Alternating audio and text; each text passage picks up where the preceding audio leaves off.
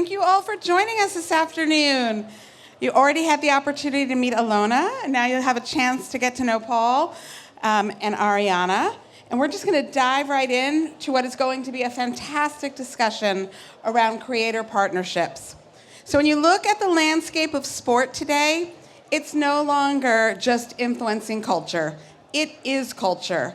We live in a world where athletes are influencers, fans are creators, and brands are broadcasters, and sport is the medium that connects them all.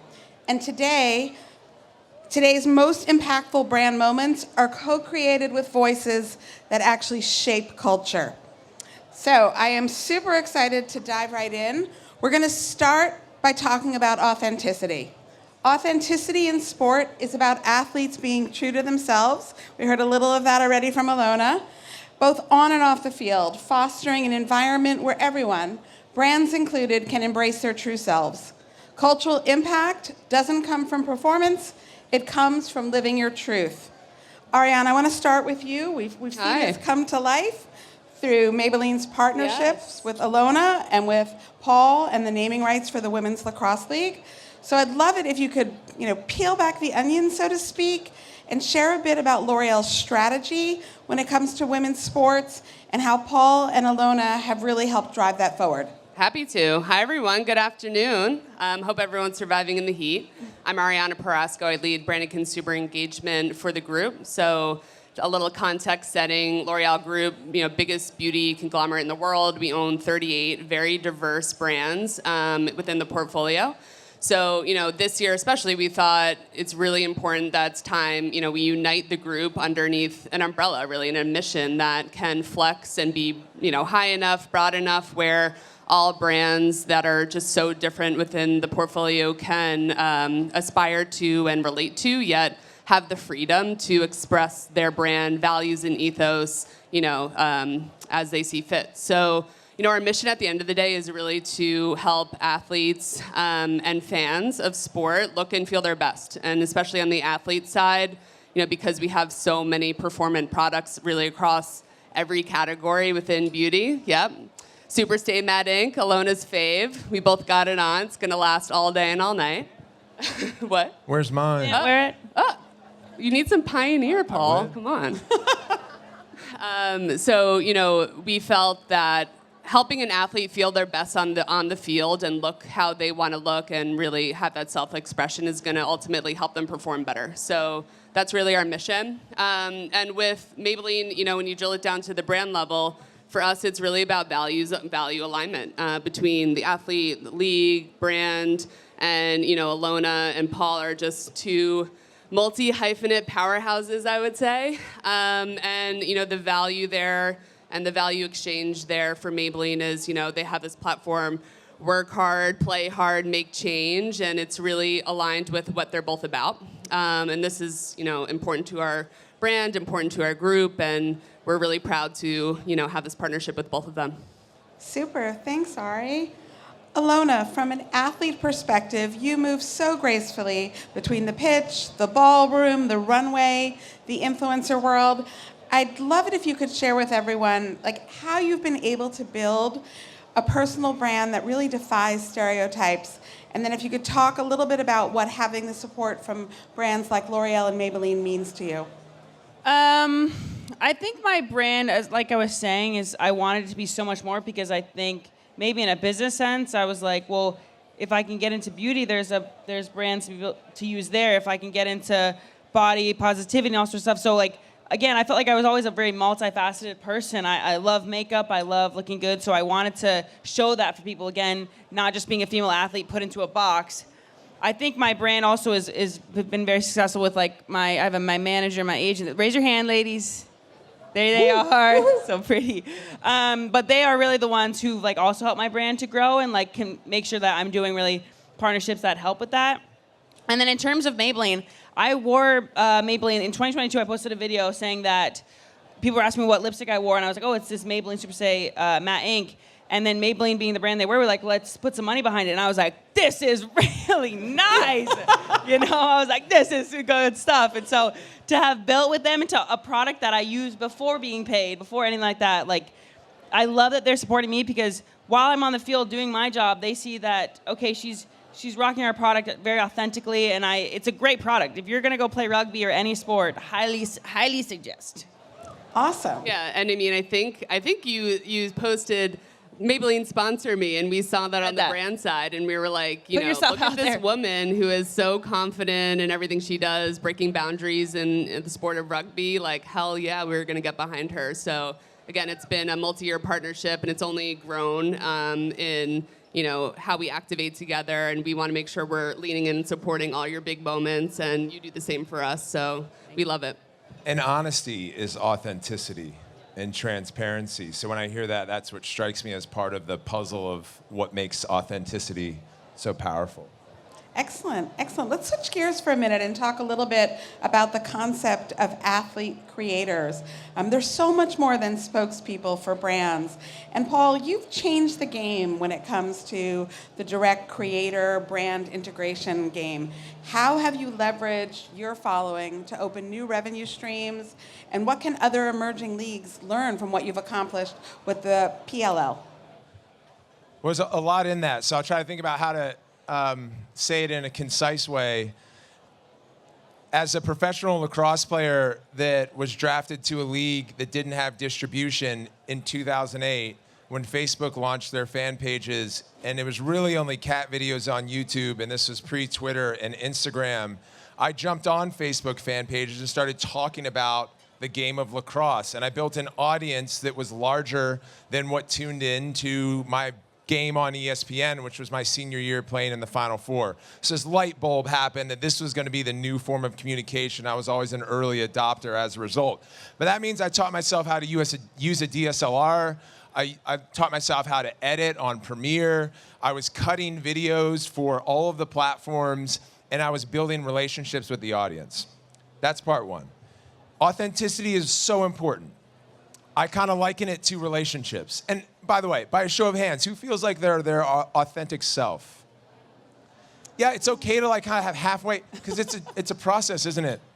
So I've learned that there's this Jim Rohn quote. It's, I'm going to work on me for you if you work on you for me. The way to bring authenticity out is to first do self-work. And the way to build a great relationship, romantically or in partnership or platonically, is to work on yourself first. And then once you're doing that, what becomes cool is your passion. So I fucking love lacrosse. I love it. I play it all the time, and I consume it. I watch the next generation playing. I watch the men's and the women's game. And the last piece is I get outside of lacrosse. I travel the world. I spend time learning about brands and media, and that also enables, I think, the next piece of everyone in this room who are movers and shakers in their own right to go do cool shit, because you've got to get outside of your game. So marry the game first and then get outside of it. And that's how you build good partnerships. And when you take a risk and start something new like the Women's Lacrosse League, and you have someone who also played lacrosse like Ariana, and I had been sort of knocking on Ari's door, and she slams it shut and shut and shut. But that's part of the process. That's also part of the process. The good thing about athletes is we take critical feedback, right? And the PLL wasn't the right fit. The WLL was. And then once you get that partnership together, and she came in as an entitlement through Maybelline New York, which gave the women validation. They went and said, oh, fuck, like this is a brand that I've used my whole life, like Ilona said. I even watched it, right? Maybe she's born with it. Maybe it's Maybelline. You know, and that actually was done in an OG concept. But to this day, the stories that I hear from our women's pros is like, that's the shit they were up against. They're like, no. Like, I was born with this, and I've been working my ass off, and I haven't had the same opportunity, right? And so when you can marry the messages and the products that they're already using on field, it's just heaven. Yeah, and just give them a moment to really feel seen. I mean, we were there, did their glam for the launch of the league, and they were so appreciative. And again, it's like, let me help you step into your power and really feel like the pro athlete that you are and you deserve to be. So it's been really special to watch these women, on that journey this year. That's great. It sounds like both Ilona and Paul, you've had such an authentic relationship with Maybelline and L'Oreal. I'm sort of curious, are there boundaries or principles that you subscribe to that help you navigate as you're looking at other partners? How do you balance showing up for your audience versus showing up for a brand? Are you asking me or Ilona? Ilona and Paul, but you are welcome to jump in. Okay. I think that you got to get to know your audience pretty well and know what you're about as well, and know what your values are. I mean, there's a lot of money in different things. There's a lot of money in, I don't even know what I can say, but like in weight loss supplements and stuff like that. I saw slimming lollipops recently, like I'm not using that, and I'm not putting that out to my audience to use. So like, I think that knowing what my values are and what my brand is, and also what my audience is girls like me, are women like me, and I know if I know what I like, I'm gonna know what they like, and so I think it's important for me to, no matter the paycheck, no matter what it is, like I don't ever want to sell something that I wouldn't use or that goes against what I believe. And I think it's worked for me, and that's again why I have such two people on my team who like tell me and are really at the forefront of that. Yeah, I think that's really well said, and probably why Cannes has been taken over by creators and emerging properties. And let me just preface by saying the commissioners of the Big Four leagues, they're brilliant. They have great people who work for those platforms. They also have huge tonnage and scale.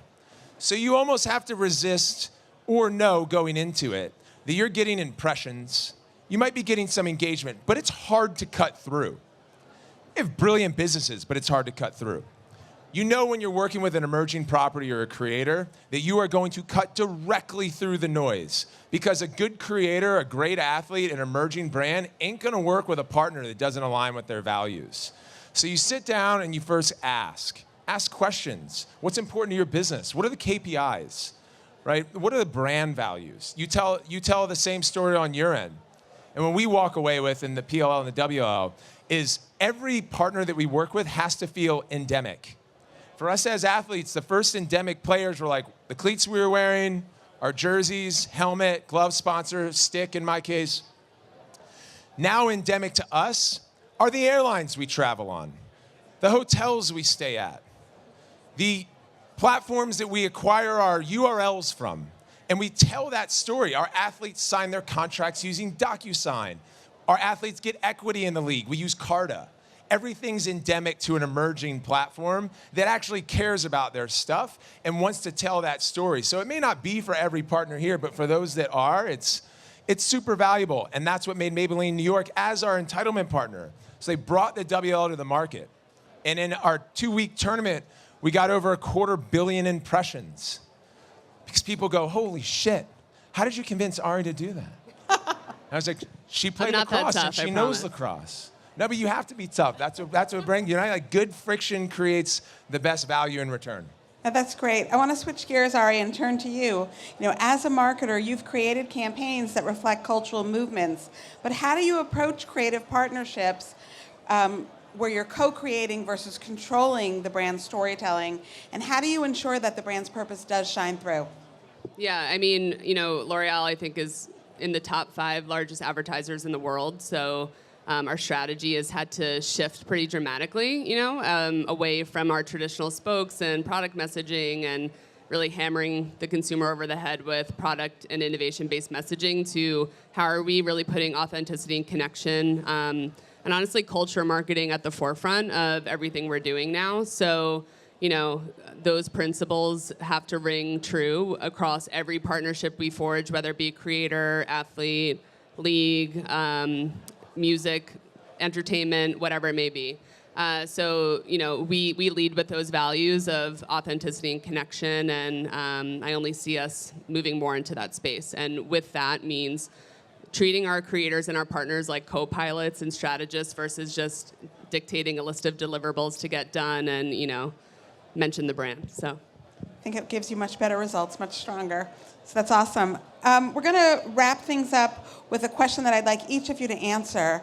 There's a lot going on in the world of sport, a lot of things going on in the world of creator partnerships. I'd like to hear, what you think is next as an athlete and a creator on the road to LA 28, as a marketer scaling creator investment, and as a founder leveraging players and partnerships to move culture forward. So, Paul, why don't we start with you? Sure. I think it's the continued avenue of storytelling. There's an inverse effect happening right now where the majority of consumption is short form, and short form storytelling is free. And then there's the minority of consumption that's long form, the stuff that is artistic, that helps us grow and evolve and feel emotions. And that costs money. And so there's this imbalance. But we have to continue to tell the long-form spiritual stories, the stories about Ilona, the stories about the women of the WLL. And that welcomes you in the end to something you can feel connected to, that you remember. Right? There's content that causes an element of surprise or maybe humor in the moment, and then it's forgotten, and there's content that's remembered. And so if you think about sport, we have the best form of live entertainment and the best form of original programming, and that once that game starts, no script writer, no owner knows how it's going to end. So you stick around and you watch the whole thing, and that's why it's a great place for advertisers. And then you have this scripted and unscripted space where you can tell all those supporting stories. We have to continue to do that. And yes, AI, and yes, of course, lacrosse being back in the Olympics is going to be amazing. But remember, the stories and the long form, the pure stories are going to continue to drive us as a culture of people. Super. And Ari, what do you think? I mean, on the brand side, I would mirror the same sentiment. Obviously, we're all immersed in this world of AI and tech automation, and it feels like this, personal connection is seemingly getting lost in a lot of what we do. But, especially within the world of sport, those human interest stories are just so powerful and so inspiring. And on the way to LA 28, we want to partner up and really tell that and share that. And again, find those authentic alignments and connections. So, I think that will always remain, even if AI is seemingly taking over the world.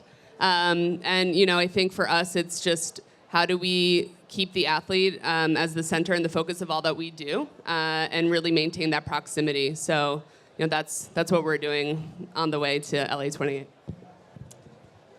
Okay, I had to keep the question in the front of my mind. So in the short term, just to plug it a little bit, we have a Women's World Cup for rugby coming up in England. Woohoo! So that'll be big. And then I'm actually filming a I'm plugging myself. Classic. I have a docuseries coming out, Follow Me Through the World Cup. And then in terms of next larger girls, it's can I do it so that all the knowledge I've gained through, what I've done, I think is kind of hasn't been seen in rugby, really share it with the other players, which I am, and I think we're seeing moves about it. But I'd also love to get into bigger things. Is it, helping with investing in a league like this and whatnot? So there's so much more I want to do, and I like to think, yes, I'm a creator, but I want to be bigger than that. And I got a lot of things cooking for sure. Excellent, excellent. Well, I want to thank you all. Our time actually went super fast, but it was great, and thank you all for joining us, and a special thank you to Stagwell and the Sport Beach team for giving us this platform to have such a great conversation around creators. Thank so you so much. Thank you. Thank you, everyone. Bye, guys.